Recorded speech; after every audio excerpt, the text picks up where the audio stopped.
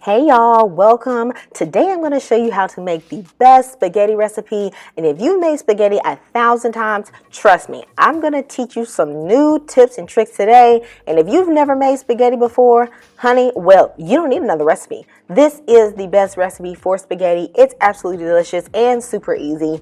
For our ingredients, I have 2 stalks of chopped celery, 1 onion diced small, and half of a bell pepper diced small, 2 teaspoons of tomato paste, and 2 teaspoons of fresh chopped garlic.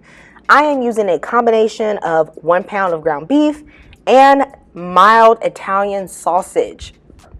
I also have a tablespoon of brown sugar and a teaspoon of beef better than bouillon.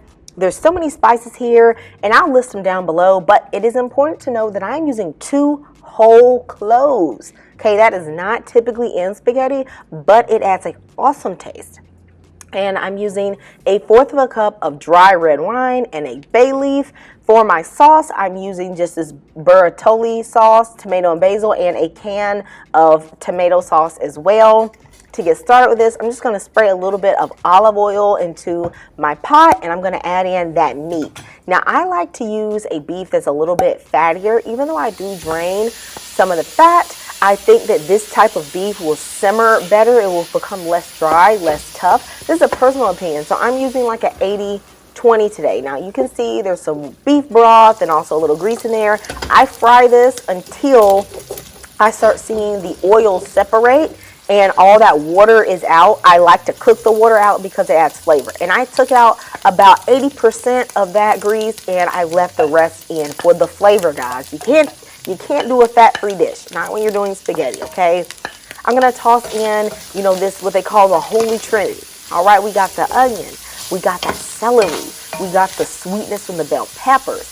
And we're just gonna saute this down for about 4 minutes to bring out that natural sweetness. Put on a pinch of salt to let the flavors come out even more, and then throw in those cloves. I'm going to toss in that tomato paste, and I'm just going to let this cook together for an additional 4 minutes.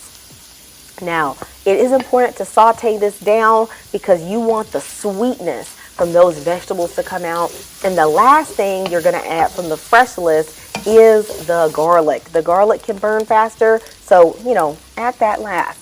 Put in all your spices and toast them a little bit in the fat and the meat, and let the flavors just penetrate that beef and sausage. And then I'm going to toss in a bay leaf, and I'm just going to add a little more salt. You just salt to taste, okay? And then I'm going to put in this dry red wine. This is going to add awesome flavor. If you don't mind using alcohol, you must use this.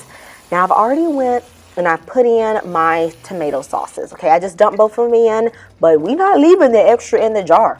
Oh no, honey. We're going to add that. Okay, so put a little water in both of your containers and swirl out, okay, all of that, all the extra, okay? And plus you need the water because we're going to be cooking this down for quite a while. I'm tossing in my sugar and my bouillon. Now you do need a little sugar because you need to balance out the acidity from the tomatoes. So I wouldn't skip this, okay? It's only a little bit, and no, it's not going to taste sweet. I'm going to cover this. I'm going to let this simmer on low for 1 hour. Now, if you want, you can do this 30 minutes, but the longer you do this, the better it is going to taste. You are going to, trust me, you're going to appreciate letting this simmer for at least an hour. If you only have 30 minutes though, you know what, honey? Do you, okay? Now, I'm adjusting the taste right now. I decided it needed a little bit extra sugar. It was a little bit too acidic, and I'm going in with some good olive oil, okay? This is not a fat-free dish. It doesn't have to be heavy on fat, but you do need a little olive oil for that flavor, okay? It changes the way this dish is going to taste. Throw in some fresh basil, okay? That basil is going to bring out the aroma. It's going to freshen up the dish, especially since it's been slow cooking for a while. And y'all know, we're just going to cook that pasta based on the instructions that are on the back. I'm actually using gluten-free pasta today. Now, an Italian told me it is a sin to snap them noodles. Okay, so don't snap the noodles. Slowly work them down with a little bit of salt. This spaghetti, I'm telling you, 15-minute prep time, right? All it has to do is just simmer while you go do your housework or just wind down and relax. But you have the best, most delicious spaghetti. And I'm going to top it with a little bit of parsley and a little bit of that Parmesan cheese. And we're good to go. Guys, I hope you enjoyed this recipe today.